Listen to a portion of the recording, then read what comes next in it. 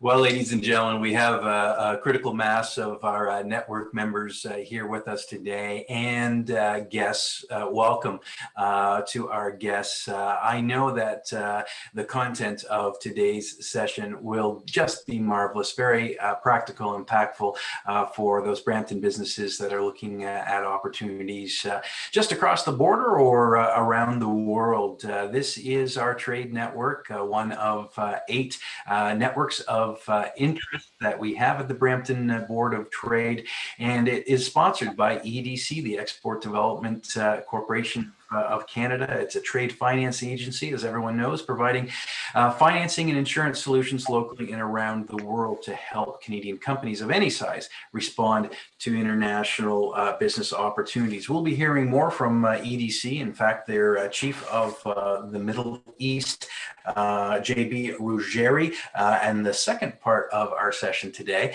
But it is my pleasure to introduce the Honorable Pierre Pettigrew, who is now the Executive Advisor International for Deloitte Canada. We're so fortunate to have Mr. Pettigrew with us here today. He's a man that really does not need an introduction. He's so well known for his insights, for his contributions to Canada. But let me see if I can do justice. He currently is chair of the Asia Pacific Foundation of Canada. He was also a special envoy to CETA, the Canada-European Union Trade Agreement. From 1985 to 95, he was at Deloitte, Montreal, both the public and private sectors, and has emerged as a strong voice for international trade issues and unity matters. And that brought him to federal cabinet in 1996, 96 to 2006. He served for 10 years, most notably as Minister of Human Resources Development and the Minister for International Trade and Foreign Affairs. Pierre is on the advisory board for Forbes Manhattan. That's a Toronto-based private merchant bank specializing in commodities. He sits on a number of profit and not-for-profit boards. He's a member of the Inter-American Dialogue in Washington as well. He has arbitrated a number of international trade disputes between countries at the World Trade Organization in Geneva, and we're just so fortunate to have you join us here today to provide your insights on the geopolitical implications for Brampton businesses. Welcome, Mr. Pettigrew.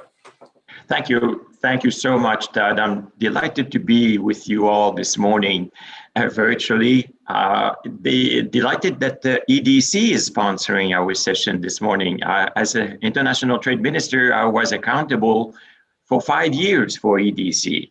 So I was accountable for EDC before Parliament for those 5 years, and I thoroughly enjoyed my relationship with EDC at that time. Even though it's an arm's length institution, Crown Corporation, that makes its own decision, when they make a bit of a faux pas, the minister has to stand up in the House and defend even a decision that he will have had no part in it at all. That's the name of the game.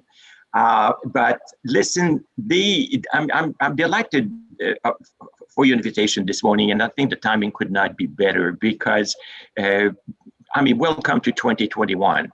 This is going to be a year of significant transitions. Transitions beyond COVID with the rollout of vaccinations and herd immunity and whatever else. This is going to be a significant transition politically with a very, very different administration south of the border in the United States. And I will look into the significance of this transition into the Biden administration, both in bilateral Canada-US relationship, but also its impact on multilateralism, World Trade Organization, China. How will Biden deal with China, which will be very different from the Trump administration. So there's a lot to talk about in this transition year, and very significant impact on the way business leaders have to think about their own business. This is a world that will be radically changed from what we've known in the past. A crisis as deep as COVID has had profound impact on us, not only personally, because we've lived our lives very differently, run our business differently, work differently, we shop differently. Everything has been very different. So we are transiting back, both over COVID and the Biden administration, back to some kind of normalcy. But don't think normal means what we had before. Either in the Biden administration, it will not be Obama again. Democrats have changed. Trump has changed the country, and Biden is leading a country that is very different from the country that he was running as vice president of President Obama. And I would try to look into the impact that has on business. Canadian business with the Buy American Act, Made in America products, all elements that will be very significant for manufacturers and others, services as well. So as we are transiting beyond COVID and into the Biden administration, essentially this creates a lot of opportunities for Canada. I won't go back I won't visit too much on COVID, but I have a few things to say. What we have noticed, for those of us who have been in business for, Todd, you reminded people that I was with Deloitte in 1985 as a young consultant in the Montreal office. So it shows my age. And those of us who have been involved in public affairs and business for all those years, we know that we can say from the Thatcher-Reagan years, we had an era of globalization in which the world, led by Thatcher and Reagan, shrank the role of the government and of the state significantly and wanted markets to allocate resources. They thought states were doing a bad job and government should get out of the way and allow markets to run the show. So we didn't have to think about politics as business people. We had to focus on markets and business cultures in the countries that we wanted to do business with. And governments were sort of shrunk very, very much so. And communism, was defeated with the Soviet Union, and the planning of the state demonstrated it wasn't as good as markets in the West. So, and China joined the movement in the 90s, opening up its economy and joining the market economy. My goodness, that we really thought that this was the future of the world. What we saw from the financial crisis is many citizens that had pretty much stopped to be citizens. We had become consumers, producers, workers. We didn't think being citizens so much anymore because governments didn't play such a significant role. And all politicians thought the same thing in those years anyway. And I was one of them. But what we do see from the financial crisis and the inequality created by globalization, people have said, where the hell is the government? Where are the regulations against these bankers and the mortgage lenders that cost me my home? They sold me these products. They made me buy a house that I couldn't afford. Now I'm losing it. I'm losing the savings I put into it. And many people said, where is the government? Where are the regulators that did not stop these products? So the inequality and stagnant salaries then brought populism. In 2006, you had the most political year. And turning the page on globalization and market allocating resources with Brexit, which was Britain deciding to leave the single market, single European market that Margaret Thatcher had created in Europe. And they decided to make a very nationalistic, sovereigntist decision that Britain would leave to take control in the House of Commons and will run and not Brussels anymore. So that was extremely political. And then Trump came in November. The analogy is interesting here because Thatcher got elected and a year later, Reagan bought into Mrs. Thatcher's tenets.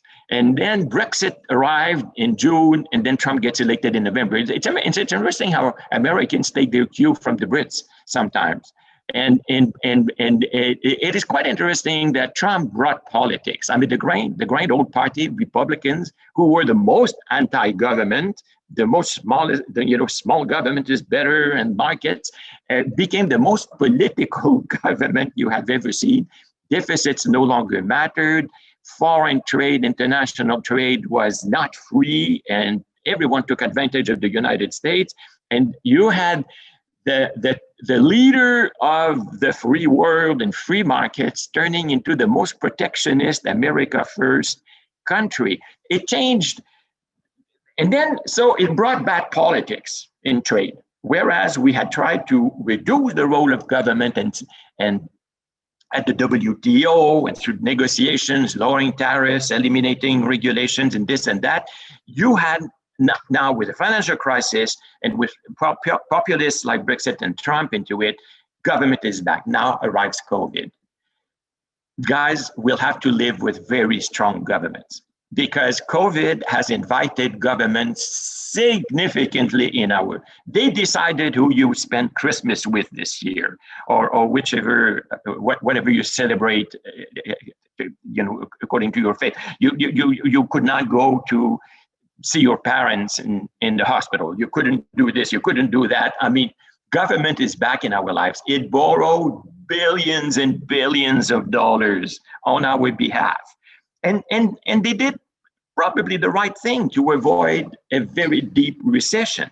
But once government is in our back, and it is in trade terms too, you remember we were just talking about the PPE, and when the global supply chains did not look resilient and that we were all the world looking for PPEs and ventilators at the same time, of course, there was a problem of providing it. I don't think the global supply chains were not resilient. I think it is when the whole world wants the same thing at the same time. Even if we had had local production, it would have created an issue.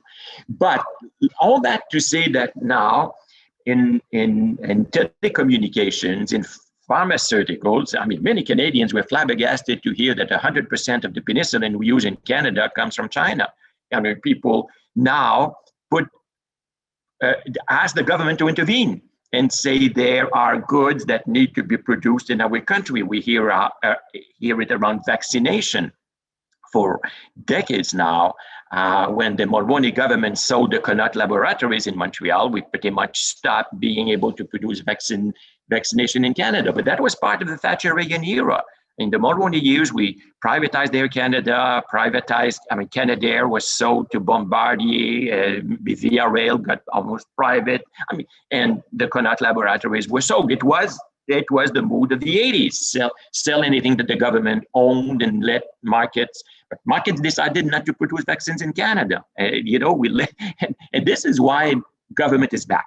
So what I mean to say is that these trends of the last decade of the government sneaking back a significant role as the citizens expect more regulations, either on climate change, either on financial institutions, all that, do know that you will have to live with a government that will be far more present. To what extent we will need to see, and the decisions will have to be made in the next elections that we are going through. Now, let's look at the Biden administration. We've had the summit, the first bilateral summit that President Biden chose to have. He had it with Prime Minister Trudeau of Canada, which is very good. It's coming back to a tradition. The first bilateral summit of a president of the United States is normally with Canada. I was very pleased that Biden came back to that tradition. Trump had chosen the King of Saudi Arabia, you remember, for his first bilateral summit and visit. Well, for us Canadians, it is nice to have a welcome mat at the door of the White House. The summit was moving. It was a 2-hour affair. Where the Vice President Kamala Harris, who lived in Canada for a number of years, 5 or 6 years, she lived in Montreal, loves Canada, and Chrystia Freeland was part of that summit as well. It is so nice to see the warmth between the very, very strong policy alignment we have now. If you look at Biden's program and plan, and if you look at the Trudeau program and political project, they're very, very well aligned. I mean, you have the best policy alignment I have seen in decades. I mean, Obama-Harper did not get along well. Clinton-Chrétien had that alignment, and that helped Canada a great deal in the years that I was a minister. But let's welcome this extraordinary opportunity, and there will be a lot of business opportunities coming out of this policy alignment on green energy, where Canada has a lot to contribute. I often say to my friends in Alberta, you've done such a great job on reducing gas emissions from your projects. You have developed technologies. If you look, Alberta oil companies, 80% have a green plan. If you look at American oil companies, 20% of them have a green plan.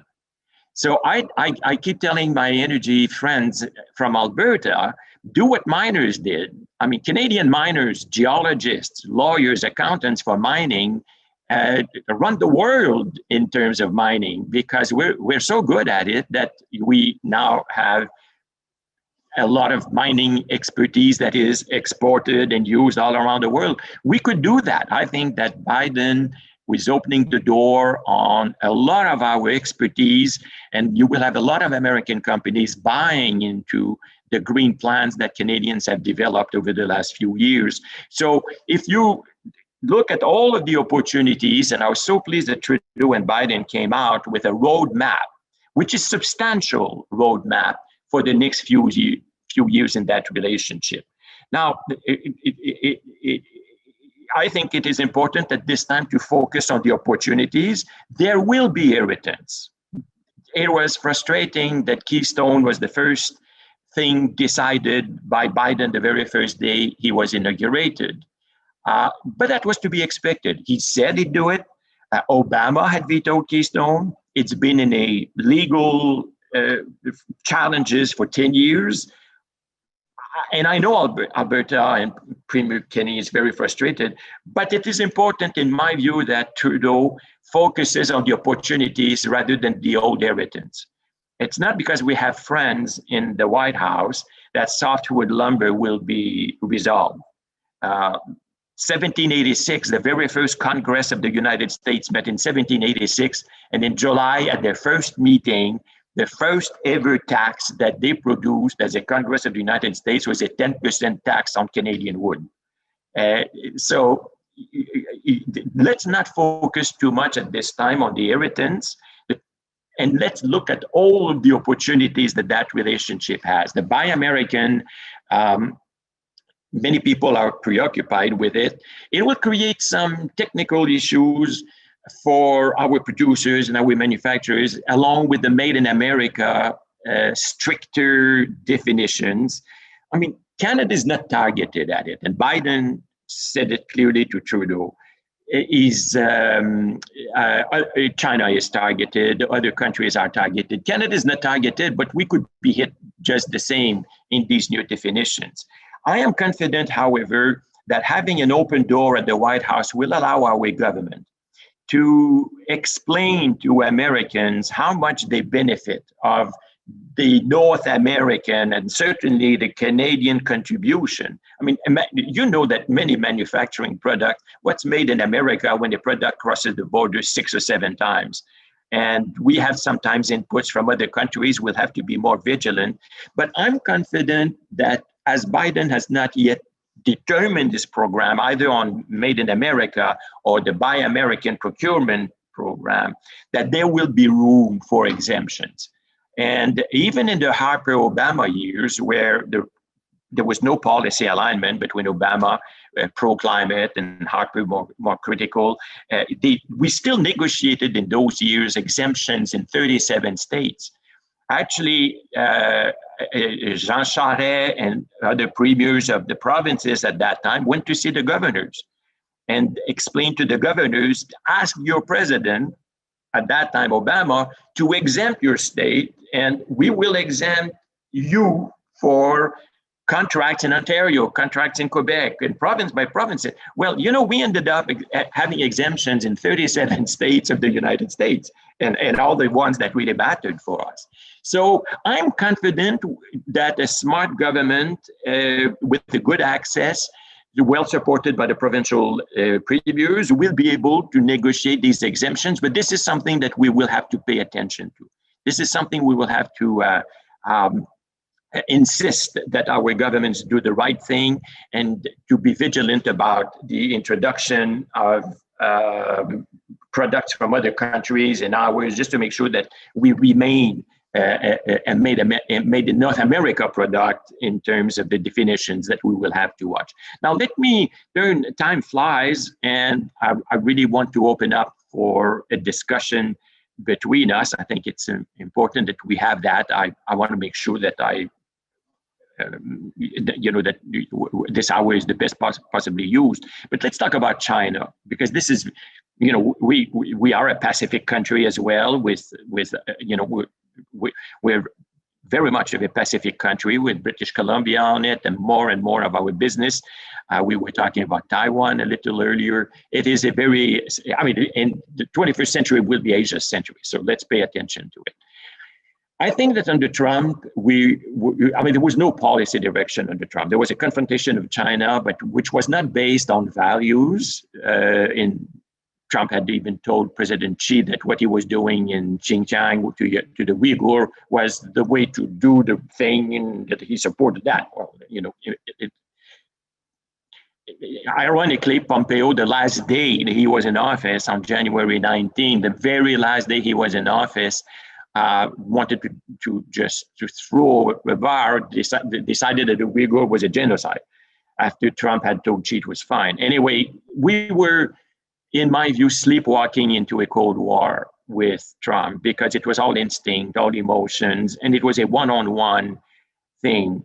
Biden needs to confront China, because China, some people say Obama was naive, and that we were naive. And when I was the trade minister, I'm the Canadian Minister of Trade who signed the Canada-China WTO accession treaty.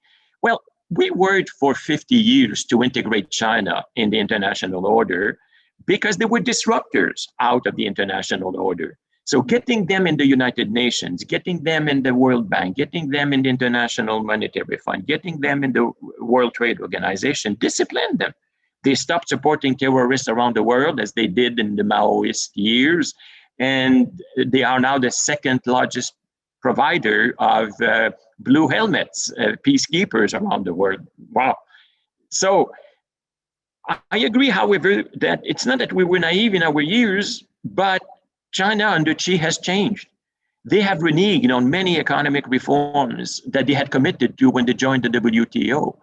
But whereas Trump threw sanctions at China, and essentially was transactional, not policy-driven, not values-driven, there was no strategy. It was buy my soybeans because I needed to win the Iowa caucus, or buy this, and it was strictly transactional. There was nothing policy-driven. There was no demand of changing the state capitalism that she is reinforcing instead of liberalizing, as they had sort of committed to.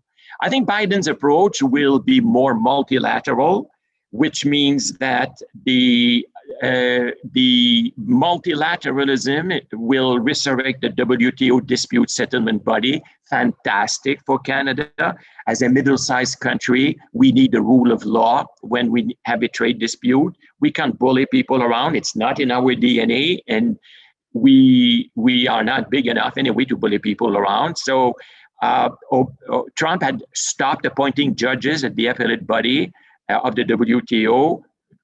That element of the WTO will be alive again, and that will be very practical. Biden will also confront China with the allies, European Union, France and Germany, with the Brits, with Australia, Canada, Japan, and multilaterally try to extract some concessions of the Chinese in terms of the commitments they'd made in economic reforms. Now, the Communist Party of China needs to deliver growth. It is its only legitimacy. It has no other legitimacy but to deliver growth. Therefore, I think that this is a much better way. I see that we have in Brampton some both steel and aluminum interests. Listen, Biden is clear. He doesn't like sanctions. He doesn't like them to China. I don't think he'll eliminate them to China. He'll try to extract concessions for eliminating them with China. But we will not have a president of the United States invoking this obscure 1962 Act on Security to put tariffs on aluminum and steel. This is very reassuring. It will not be part of the way that they do things. So my view is that we will have challenges. I mean, we always have challenges, but it will be done in a far more professional way, far more traditional governing way. Biden is the most normal man you can have, 40 years around. We know him, he knows us. He's very predictable. In politics, predictability is so important. When you govern, predictability is very important. Like Keystone, it was predictable. So we shouldn't be offended. And it was nice that he put it the first day. People say it's terrible. It was the first thing. Well, he just cleared the table. In a way, it's better than wasting 4 months to get a no after 4 months of irritating the administration. We should rather use our credibility with them at this time for opportunities rather than something we knew was on the other way. So predictability is some return to normalcy, but the United States is a country that has changed. And I would conclude, Todd, before we open the floor for our discussion on this. Trudeau should help Biden globally, because I've been speaking with leaders in Europe as a special envoy to the Canada-European Union trade agreement. I've developed lots of good friends there, and in Asia as chairman of the foundation. So I speak to a lot of people around the world, and there's great skepticism. People welcome Biden and Blinken as his Secretary of State and his ministers, his secretaries, very professional, serious people. But it's not that the administration is more predictable. People are very worried that Americans have changed a great deal. And people are traditionally, presidents lose the House and the Senate after their first election. Clinton did 2 years after he got elected. Obama did 2 years after he was elected. So people say, unlike any other president, normally a president, when the president terminates his mandate, disappears. I mean, you haven't heard from Obama for 18 months after he left. And even then, would stay away from hot buttons and hot issues. Now, this is a president who's going to speak at CPAC this weekend in Florida, conservative movement. He's going nowhere. And 80% of the Republicans, they'll support them. So many people around the world are very skeptical that the United States, yes, it's led by Biden. Yes, it's a more predictable administration. Yes, it's coming back to some kind of normalcy, but Americans may no longer have that appetite to lead the alliances, to invest themselves in the world. And Trump remains such a very, very powerful force. Biden won by 81 million votes, not only because people wanted him as president, but many, many, many voted because they did not Trump in. Biden got more votes than any president in the history of the United States, but many of them got out to beat Trump. But Trump got 10 million more votes this year than he did in 2016. Even after we've seen him in office for 4 years, he still got 10 million more votes. So this is very significant, and the Republicans down the ticket did well. They regained seats in the House. Yes, they lost the Senate barely in Georgia. So many people around the world are not, I mean, you've seen the European Union signing 3 months ago a deal with the European Union, European Union with China on investment, which was a blow to Blinken, who had asked them to wait for the US. So there's a lot of skepticism about where the United States is going. So I'll stop here, Todd, and we can go to our exchange and conversation. Well, thank you, Pierre. I really do. I'm getting a little, sorry. There, that's a little better. I'm going to call David and Rory to comment or ask a question on the U.S. Environment. And then Gary, you might have something to ask with respect to Asia Pacific and Taiwan. David, Rory, do you want to begin? Who first? Go ahead, David. Me? Okay. The question? I think it was just a comment, more or less, with respect to the tariffs. I found a lot of the Trump policy was following along the lines of the Made in America lines, where they were seeing a lot of erosion in manufacturing and middle class work going overseas. And this is a current challenge, I would say, to the federal government of Canada. Is everybody, both Biden, both Obama, and everybody talks about middle class jobs, but I'd like to know what these middle class jobs are. Everybody's concerned about it, but where are we going to have these jobs? Is everybody just going to be running forklifts and just distributing logistics, or are we going to have real product that we're making in Canada and in North America? Well, yeah, this is a very significant question, and it is a big challenge. And you are right. Trump was addressing it in his way. Biden wants to address it as well. And what I hope, and he's targeting through his procurement program, which is huge.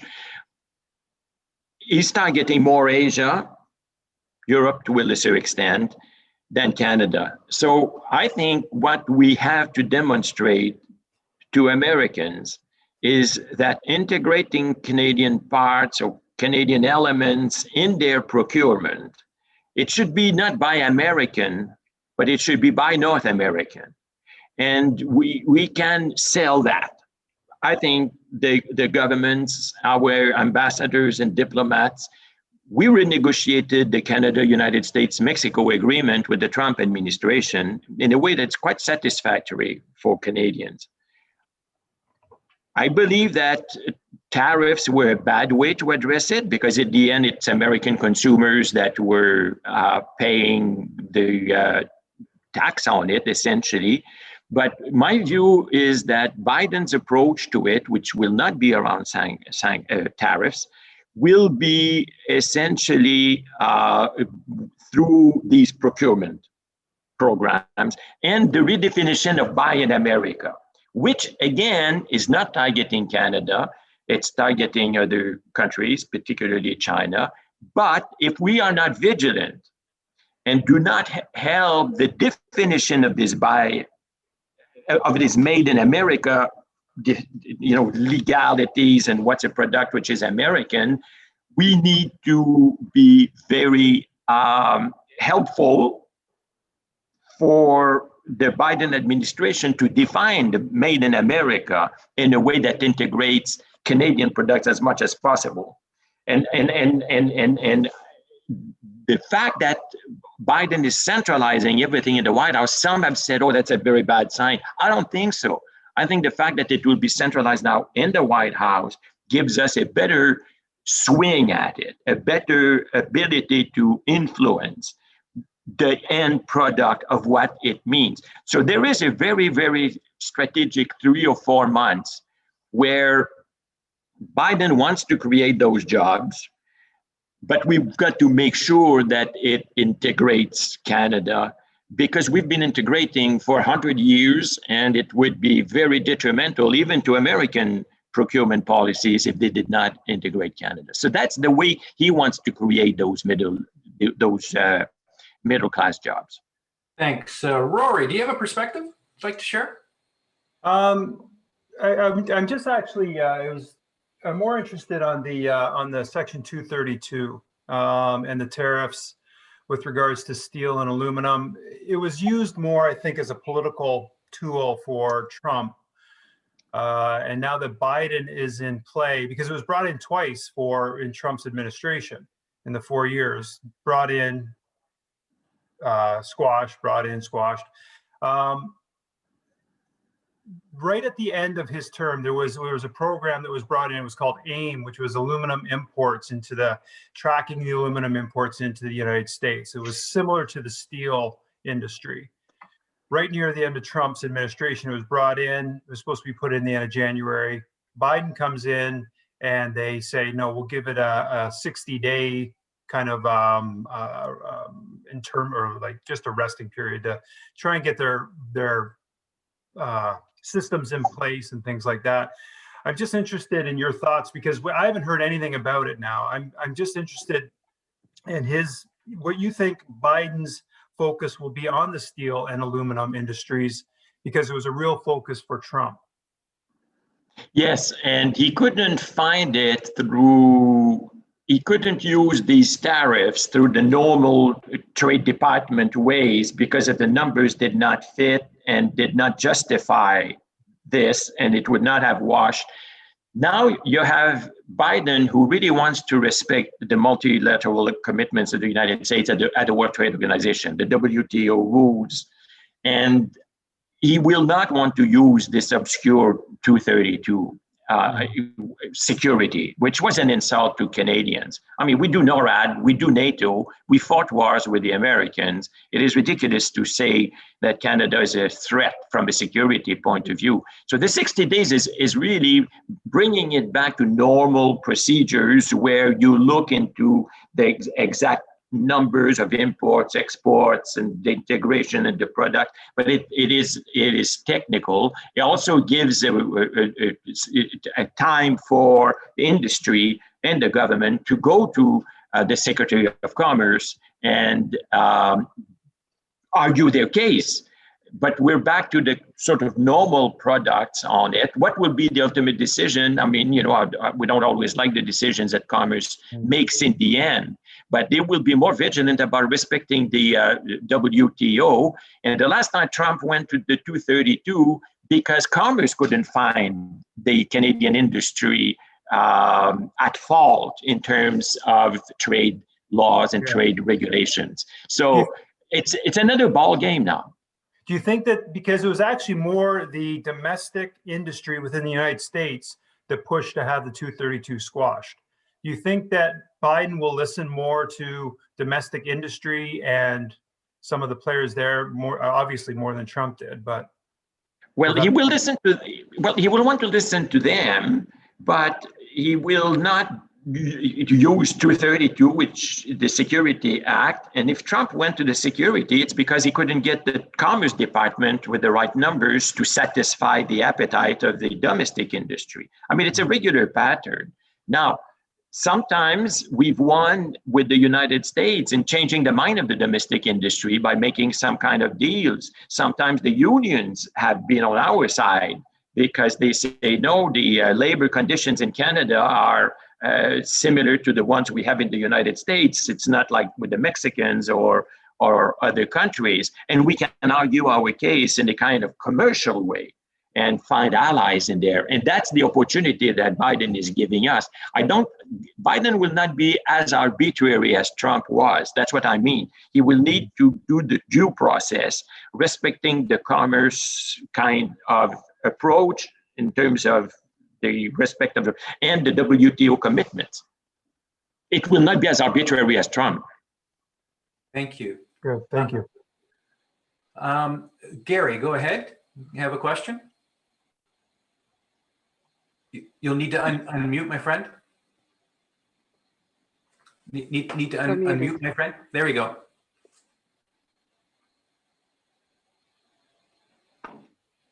Well, you're still connecting, Gary. Huh? Connecting, okay. David, anything further? I thought the whole 232 issue was it actually helped the industry more than anything, because I hadn't seen investment from Algoma up in the Sioux for a while, because I found that there was just further erosion of that skilled trade, and that it was put in place. I think in Canada was affected, but at the same time, they were affected because they were trying to also make sure that we had the proper legislation in place to keep the steel from coming in up through the border and down through into the States. So it was protectionist, but then the Canadians also got on board and started looking at these things to make sure that, yes, we too were also protecting the States from having the steel flow through. That's a very good point. That's a very, very good point. And absolutely right. And that's where I'm also just finding, like, the whole idea of, now Algoma's put in a lot of money into creating new steel. And the whole 232 was just like, there was mills that were going out. They were shutting down, moving offshore. And if you don't have that intellect on how to build steel and make the new steels, like, it was all coming from everywhere outside of North America. Now we're seeing a reshoring, and it's been a benefit to us. We can play in the global market now. That's a very good point. Very good perspective. Thank you, David. Gary, do we have your audio now? So sorry, my friend. No, we don't. But I tell you what, go into the chat and ask your question there. Okay. Ask your question, type into the chat, bottom right. Okay. And we'll take another question before Gary's. Any other questions, thoughts, comments? Go ahead, Mr. Shamim.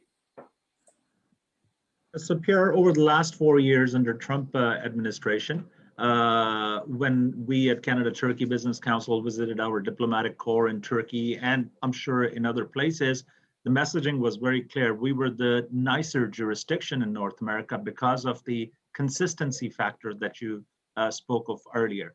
Do you think we have lost that edge going forward in terms of investment attraction, or do you think that we can still build on it?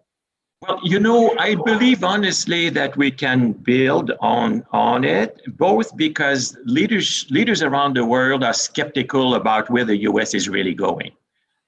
President Biden is, relatively frail, and his majorities in the houses is the thinnest ever. And after 2 years, presidents always lose it. So leaders around the world at this time say to themselves, we don't know where the U.S. is really going.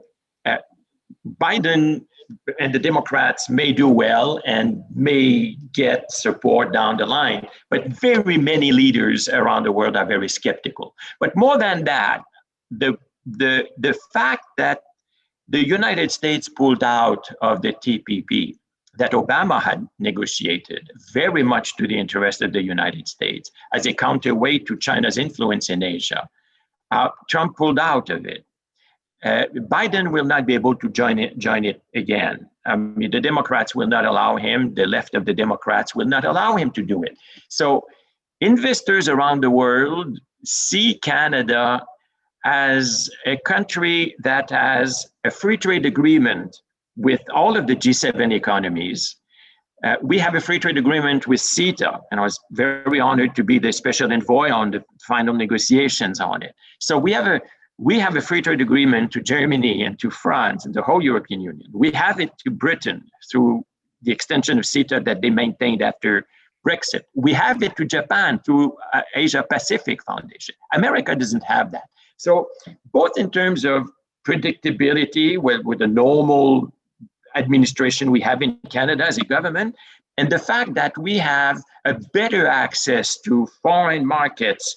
And even if protectionism is on the rise, unfortunately, after COVID, and if nationalism and protectionism is on the high, we have already negotiated a privileged access to the European Union, to TPP, the 11 countries of TPP, and that makes investors and many people around the world say Canada is a better bet in the end.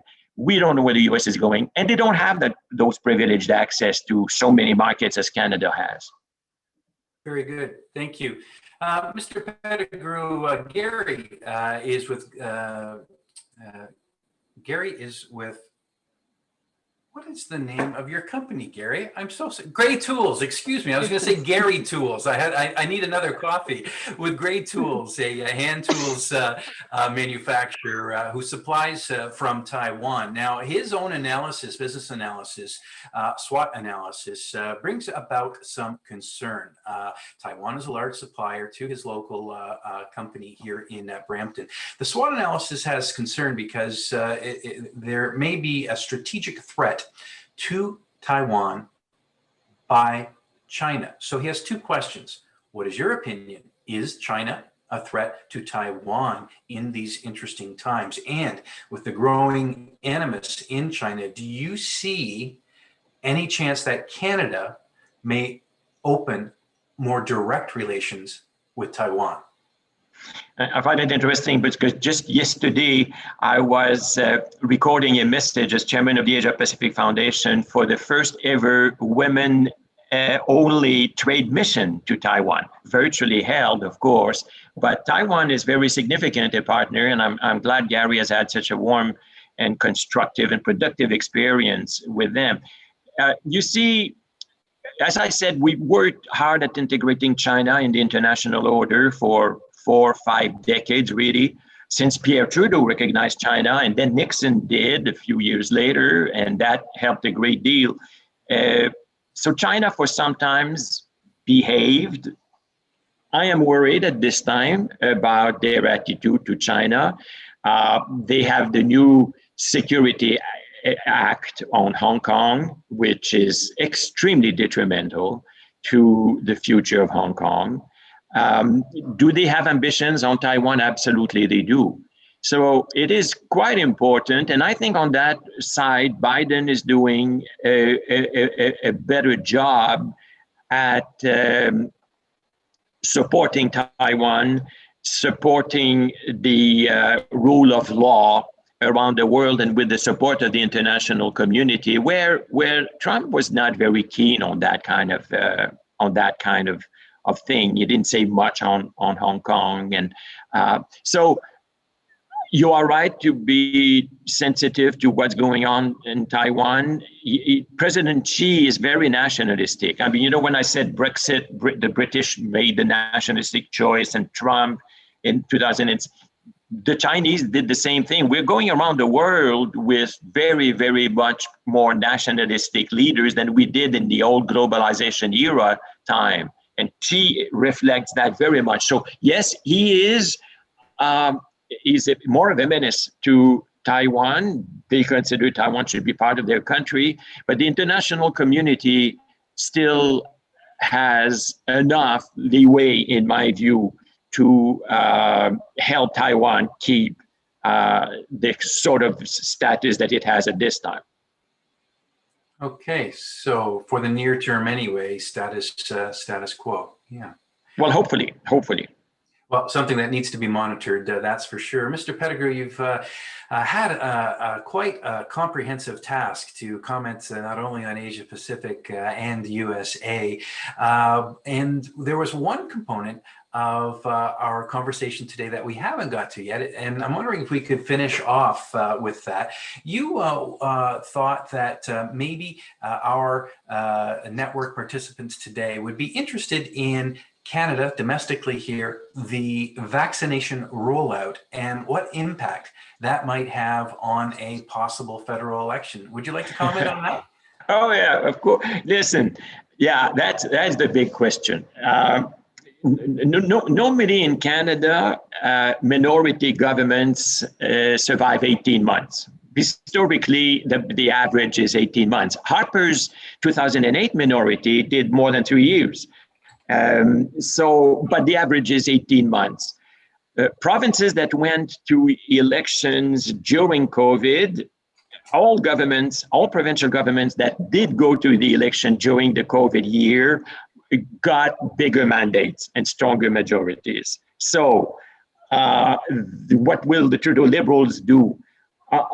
The temptation could be to go to an election, but if the rollout of the vaccination frustrates Canadians, it becomes dangerous. Honestly, at this time, I think it is a big risk for the government to go. And the reason is this. I have never seen a minority government do whatever it wanted to do for the past year. Since Trudeau got reelected, he has had from Parliament pretty much anything that he wanted. He's got huge programs for supporting Canadians and business and everything during the COVID. He has 3 partners that he can tango with in Parliament. Normally the NDP is there to rescue him, but should one day the NDP not show up, maybe Conservatives will support him, because no one thinks that O'Toole is ready for an election at this time. He needs to clean up the Conservative Party of some elements. So the temptation for the Liberals, if vaccination rollout had been spotless, I think the temptation would have been very high to go in the spring. But given these uncertainties at this time, it becomes a pretty high risk that Canadians punish them, even if in the end, by and large, they're relatively satisfied with what the government has done over the last year. So that's where I am at this time. It's a big question, but Canadians could turn against the Liberals if they went for an election, whereas they've had whatever they wanted from that Parliament. There's no reason to say, listen, they've stopped me from doing this. I need a mandate in order to do this. They've done whatever they wanted. Well, thank you very much for that perspective. So to sum up, it's shots in arms before ballots in box. I like that. It's a very good sum up, Todd. Mr. Pettigrew, we just are so fortunate to hear your insights today. Thank you to our questioners as well on the various topics, US and Asia Pacific, China, Taiwan related. Very much appreciate your time, your preparation. Thank you to Deloitte Private for securing Mr. Pettigrew for us. And sir, this is your 2nd visit, I think, in a year. We look forward to the 3rd visit. Your expert interview on the geopolitical environment about 6 months ago was very well received, as I'm sure this one has been as well. So thank you, sir. And we will now move on to our second part of the conversation, and that is on the Middle East. I see that Scott Jolliffe of Gowling has joined us, chair of the Canada Arab Business Council. I believe that's correct. And we do have representatives here from EDC. We're going to get right to their presentation. I understand that they have a PowerPoint for us to talk to us about opportunities in UAE. Of course, it's a very special year with the World Expo happening. So let me give a brief introduction to Jean-Bernard Ruggieri, JB Ruggieri. He is the Chief Representative, Head of Middle East and Africa Global Business Development for EDC. He joined EDC in 2014, has more than 15 years experience in trade promotion, facilitation, creating support for Canadian exporters. In Africa, in June 19, he accepted the extended role as the newly merged Middle East and Africa region.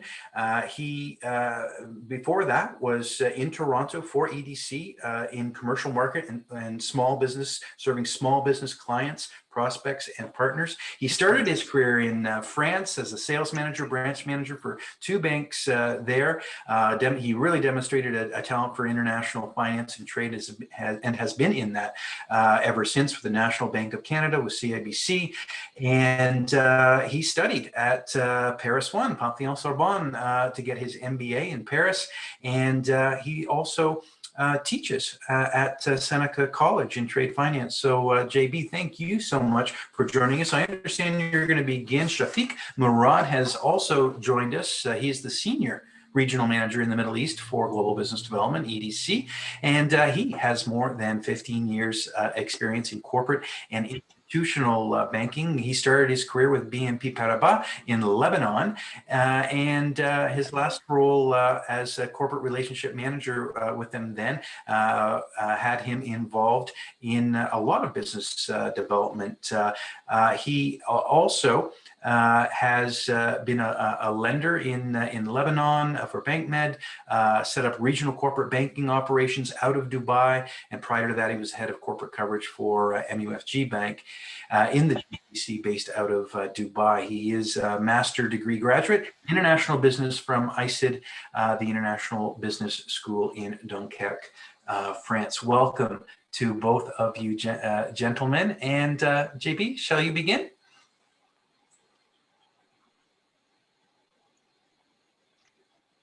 Thank you very much for this. I don't know if you can hear me. I think I will start. If you don't mind, I'll start. Then JB will join me to talk about EDC in the Middle East, generally speaking. Thank you, Chafic. Please go ahead.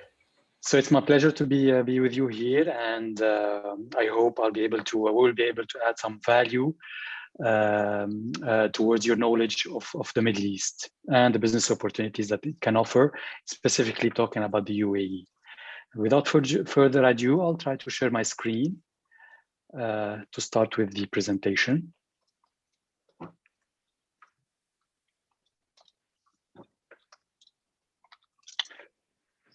So today this morning I'll have the privilege of providing you an overview of a very specific and special country, actually, in terms of the strides that country was able to achieve in terms of economic development ever since it was formed. That means 50 years ago, exactly, in 1971. And this year, this country will be celebrating the Golden Jubilee of its independence and formation, but also this celebration will coincide with the very famous Expo 2020, although it will take place this year in 2021, but it will continue to be called 2020. And as I look at the picture on the first slide, I'm sure everyone can see on the screen the Burj Khalifa, an iconic monument in Dubai and of Dubai. And also this complex network of roads, which really tells us how Dubai has developed itself and developed its economy and positioned itself as, an area attracting expatriates and exporters from over the globe.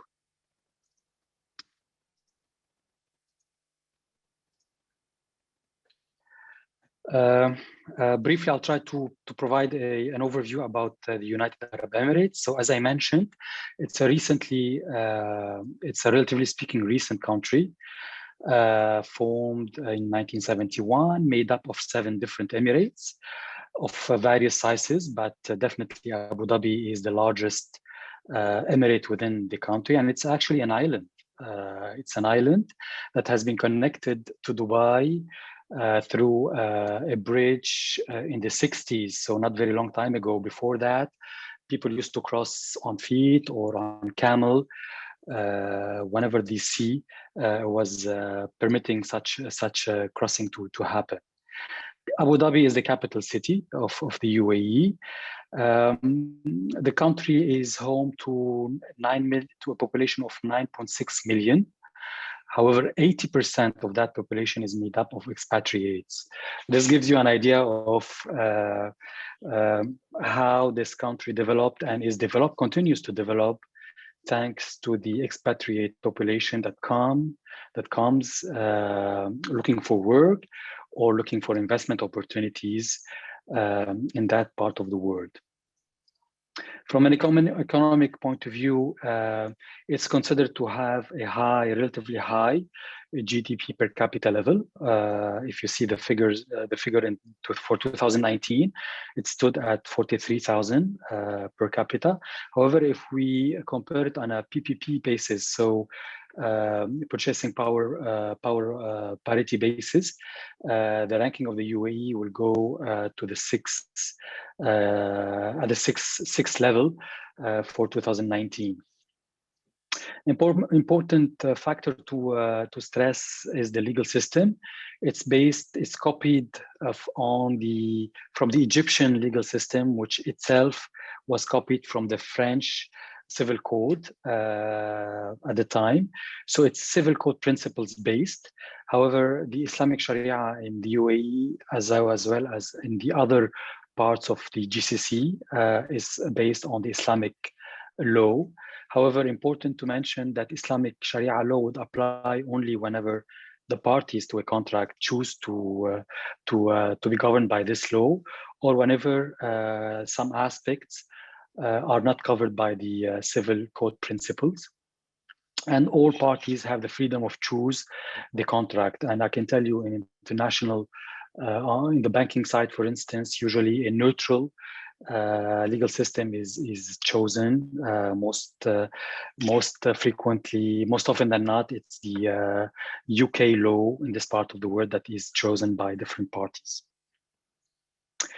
A bit of an overview on the main Emirates forming the UAE. So I mentioned about Abu Dhabi forming 81% in terms of total area, however, generating 60% of the Emirates GDP, which stood at around I don't have the figure here in front of me, but it's so the bulk of the GDP is generated by Abu Dhabi, whose economy actually lies heavily on the energy sector, meaning oil and gas, both upstream and downstream, and also petrochemicals, including the petrochemicals. But we'll see later, Abu Dhabi is trying to diversify. I mean, the UAE, globally speaking, is trying to diversify away from the energy industry because they know that this is not a sustainable source of wealth eventually. So Abu Dhabi is trying to develop the life science, health and life science, as well as the aerospace and defense industry. Dubai is, so to say, the miracle of the UAE because you see, in terms of area, it constitutes only 5% of the total area of the country. However, in terms of share in the GDP, it generates 24% of the total wealth of the GDP that was generated, for instance, in 2019. And key industry for Dubai is undoubtedly trade, logistics, and tourism, on top of the healthcare that has been recently developed as well. And a brief note on Sharjah, which is a very small emirate from an area point of view compared to the area of the UAE.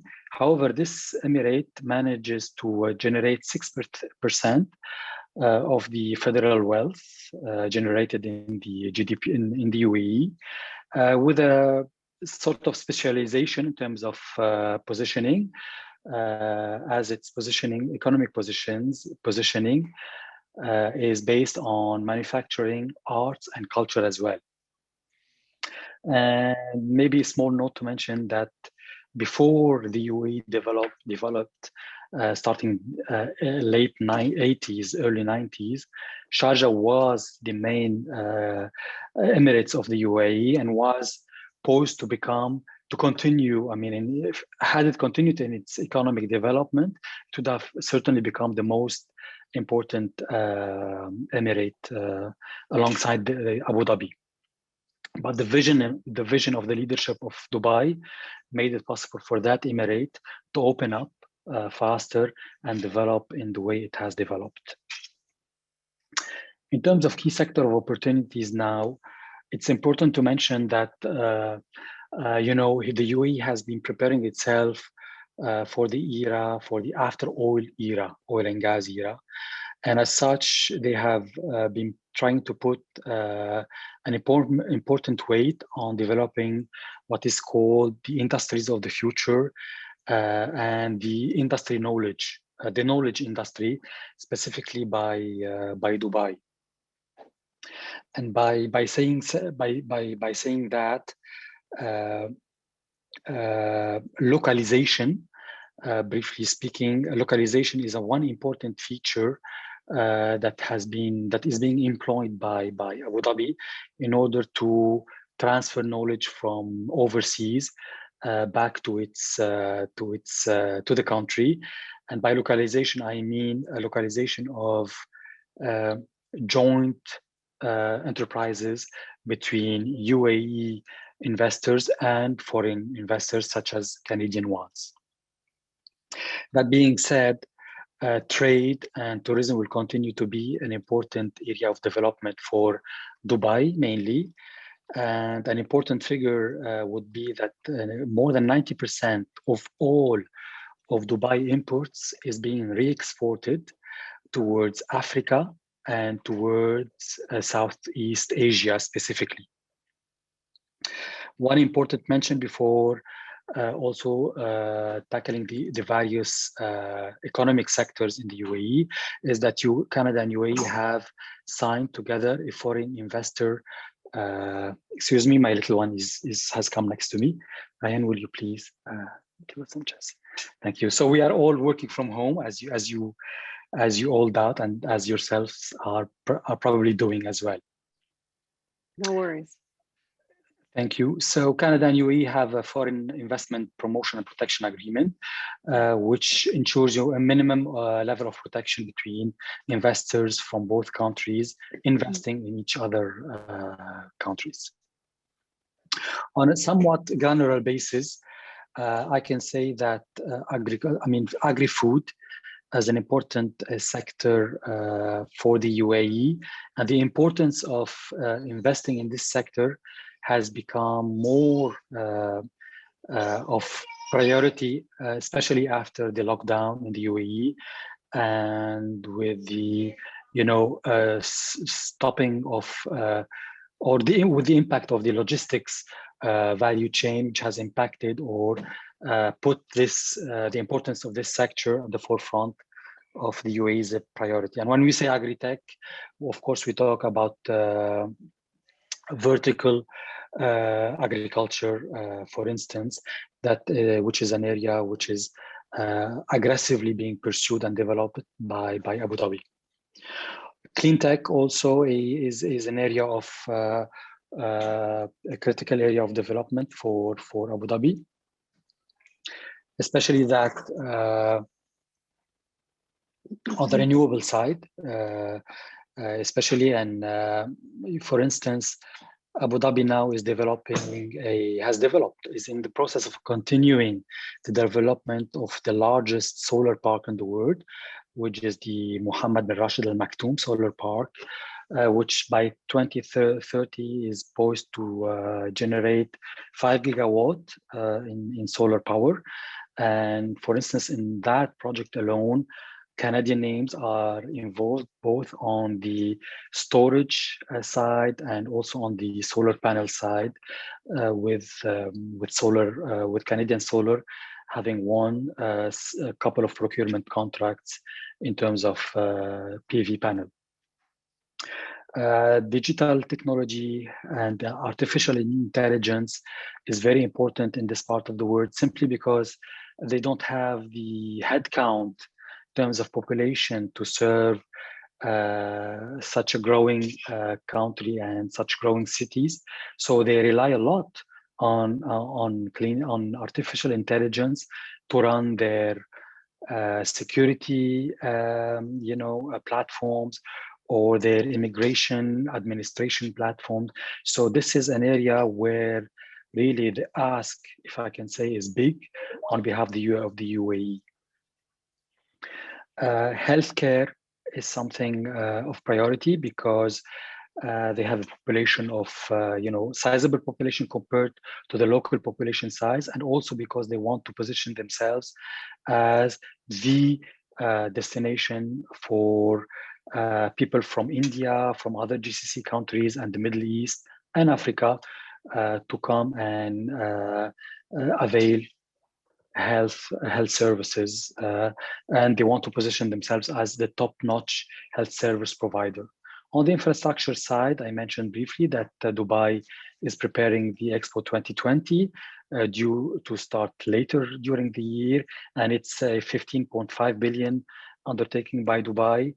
On the infrastructure side as well, if I may say, the sky is somewhat the limit because the country wants to continue to grow and they don't have the capability to come up with their building materials and different infrastructure materials.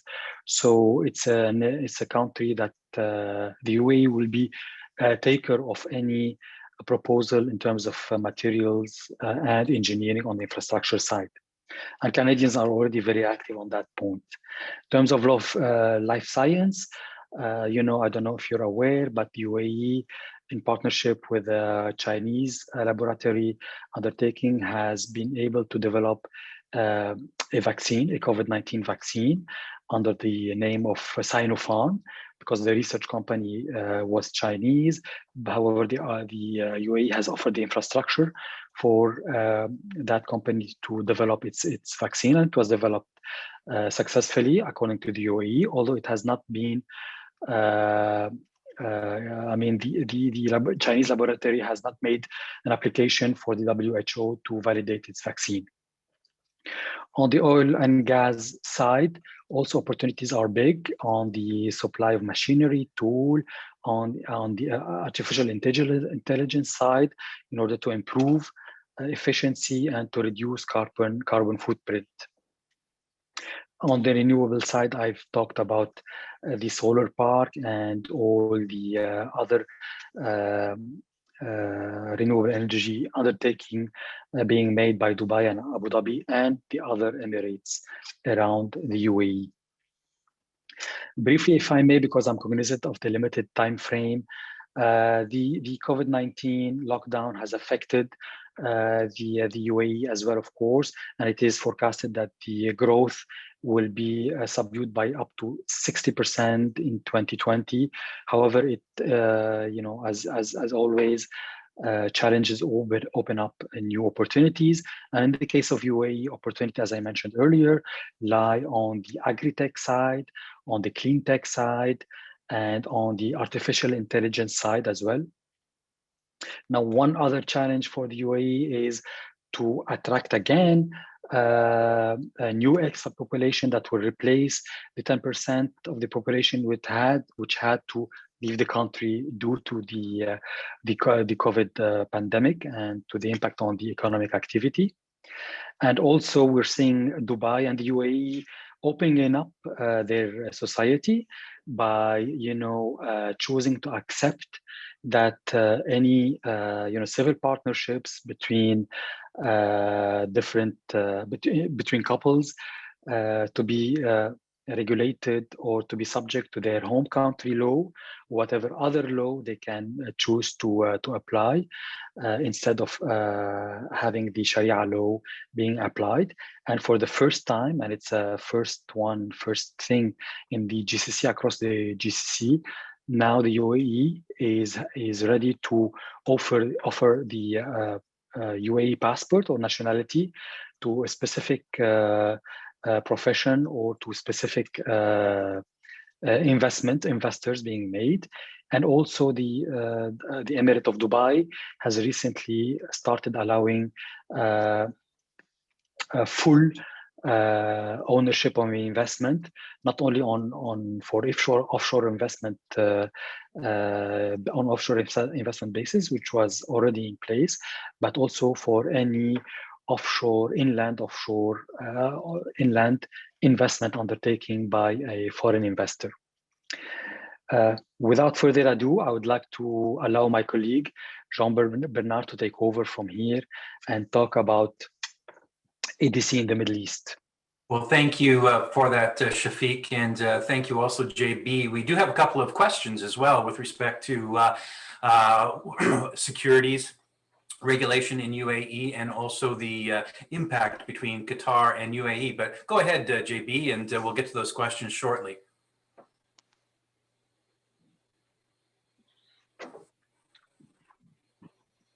JB, are you listening? Are you able to hear us? Why don't I ask those questions first, then, Chafic, and then Sure. JB can. I can't see JB right now, so I don't know if he has audio capabilities. He is present. I think he is trying to. His audio seems to be connected, but let's go ahead with the questions. Sure. So Shafiq, maybe you could comment on the relationship between Qatar and UAE. Has the Sorry. business climate improved? Well, it has substantially improved, actually, if I may say. With upon the announcement of they called it the rapprochement officially, which is the termination of the sort of lockdown over Qatar by the GCC countries. The Emir was able to travel to attend one of the latest GCC summit, and we are seeing since then Qatari delegations visiting GCC countries on individual basis. Lately, there was a delegation having talks in the UAE with the UAE, another delegation coming to Bahrain, etc. Which shows that efforts are being made. However, it's important to note that despite this rapprochement, Qatar has declared that it was not ready to change its foreign policy, globally speaking, and was not ready to terminate its cooperation with Turkey. As you may know, Turkey has been granted a military base inside Qatar, which was one of the reasons why that pushed the GCC countries to try to isolate Qatar, because they viewed it as following a policy away from the consensus GCC policy within GCC. Right. Shafiq, just for those that may not be familiar with the acronym, GCC refers to? It's an economic bloc, which the term refers to, the acronym refers to Gulf Cooperation Council, which is an economic bloc comprising of the main countries in the Gulf, namely Saudi, the UAE, Qatar, Kuwait, the GCC, and Bahrain. Very good. Thank you. Plus Oman, I think. Yes. Thank you. The Gulf Cooperation Council. JB, do we have audio for you? Hi, Todd, it's Navi here. I'm just going to send him the dial-in information. Okay, that's great. Well, we'll move to our next question. We'll move to our next question for Shafiq then. There may be a number of Brampton businesses interested in the World Expo, and one is in the securities, business wealth management. Is there any prohibition among UAE securities regulators for a North American, a Canadian asset management firm participating in Expo 2020. Any thoughts on the process of determining that, Shafiq? Look, I think the best thing to do would be to contact the Expo 2020 team within the Embassy of Canada in the UAE. And at the end, the last slide of the presentation, there is a couple of, there is an email address for the trade section, but also there is a link to the web address of the Embassy of Canada and the UAE. And the best thing to do would be to contact the team in charge of this. But to tell you, no, there would be nothing stopping or preventing any Canadian firm of at least visiting. But if the question is on whether to be able to showcase the product, yes, it has to be. This has to be coordinated with the Canada Pavilion, and namely the Expo 2020 team of Canada and the UAE. Fantastic. Or in Canada, by the way. Yes, that's very good advice. Of course, the Expo is a multi-sector, multi-month opportunity for Canadian Brampton companies. I serve on the World Chambers Federation Governing Council and was in contact with my counterpart from the Dubai Chamber, Ahmad Boumim, and he's very much looking forward in November, the end of November 23rd to 25th, to host the biennial just the 12th in history, the biennial World Chambers Congress. So let's hope that COVID and travel restrictions can be lifted and allow opportunity for Brampton companies to participate in the World Expo. Okay, other questions? JB, how are we doing in our audio? Still a challenge? Still apparently a challenge. It's not working. Did you want to complete the presentation then, Chafic, with those yes. I'll take over from JB to the best of my capability. Just bear with me so that I share the screen again, if you don't mind.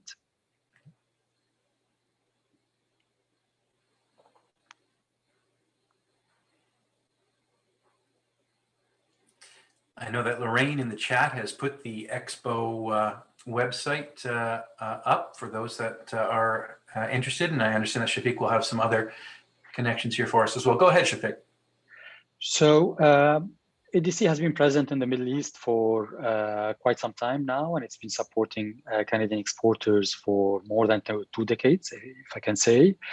And this is across the GCC, although the bulk of the support has been directed towards where the Canadian exporters have been going, namely Saudi, and the UAE. Allow me just to share with you the country position of the EDC in terms of providing cover for Canadian exporters who are wishing to avail either credit cover or another insurance cover over their business dealings in this part of the world.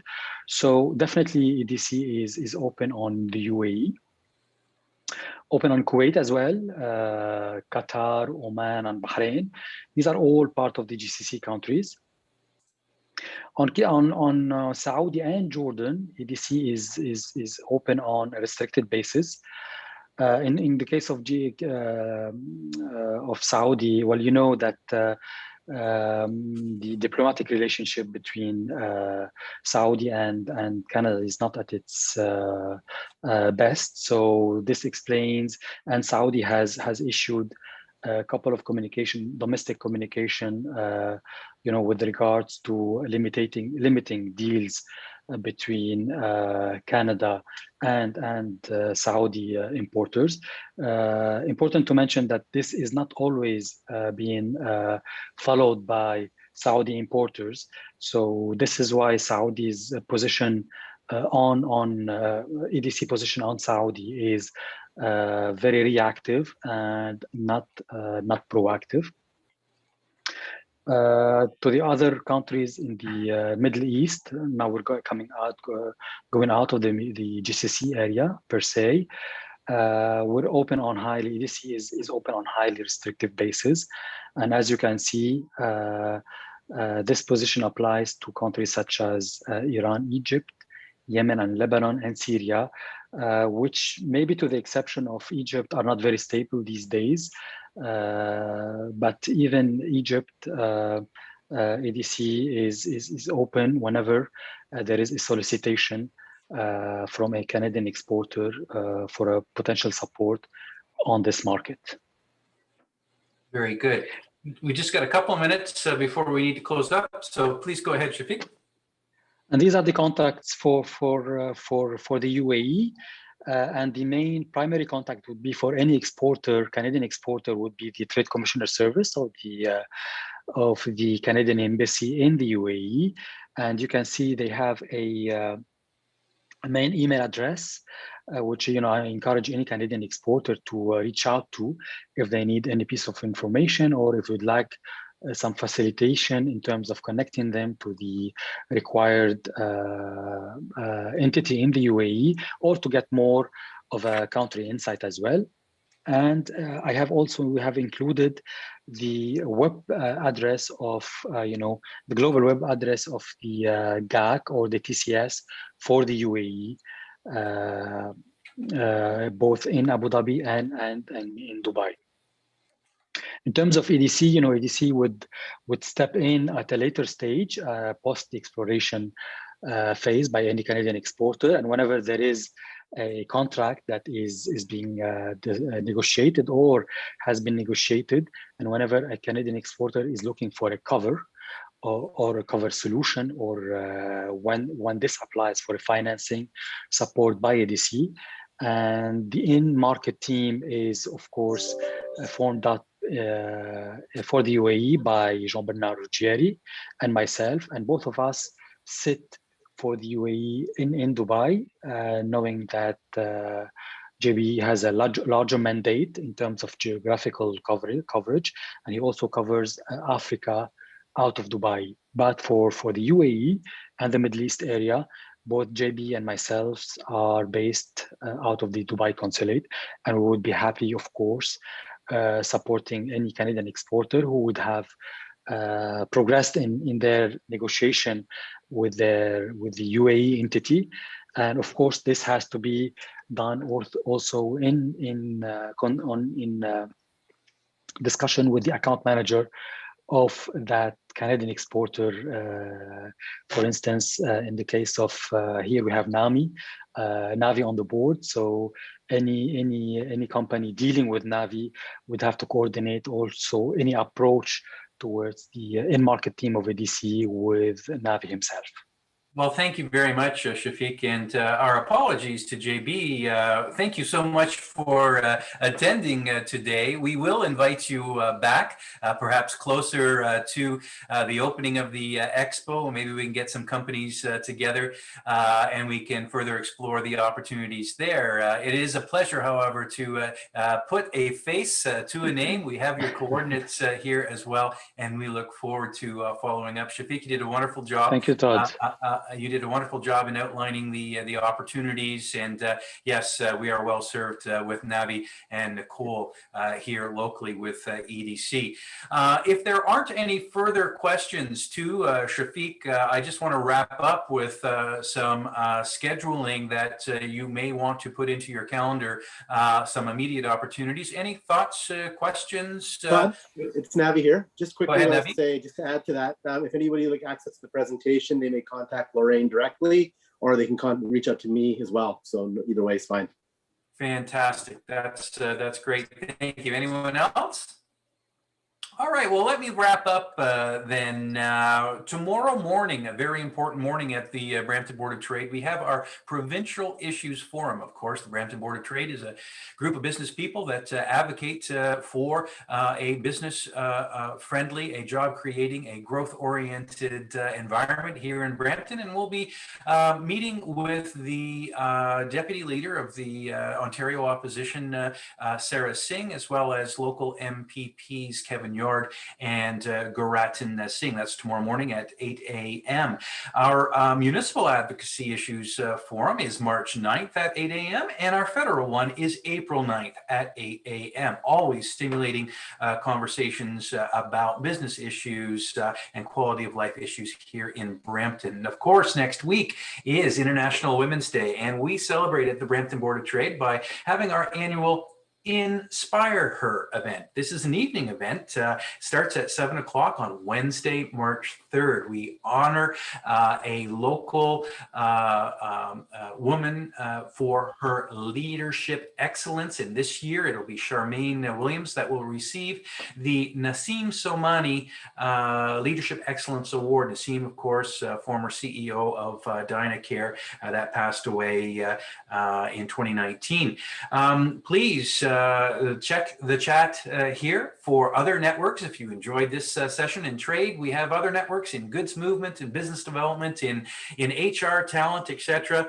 And we always look forward to welcoming members and guests. And of course, if you know of a business that is doing an outstanding job, maybe it's a supplier, maybe it's a customer that is exhibiting business excellence, we have our May 6th Brampton Board of Trade Business Excellence Awards. Nominations are open only until March 15th, but it's easy to nominate a supplier, a customer, and we encourage you to do that. Thank you to everyone. Thank you to our guests. I know through the chat that a number of connections were made today for follow-up, and look forward to that. Anything further from anyone? If not, in the words of Rocco Rossi, our OCC chair, be sure to be positive and test negative. Enjoy the rest of your day. Thank you. Great, Thank you, great everybody. job, Thank you very guys. much. Bye. Nice Bye to see now. everyone. Take care. Take care. Bye. Thank you.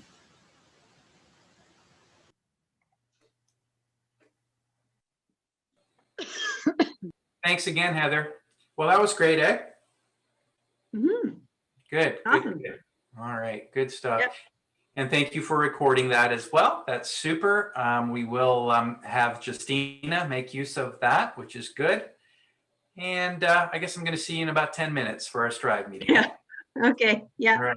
Congratulations Okay. on the preparation for this. Very, very, very well done. Great. All right. We'll Perfect. see you. Okay. Bye now. Thanks. Bye.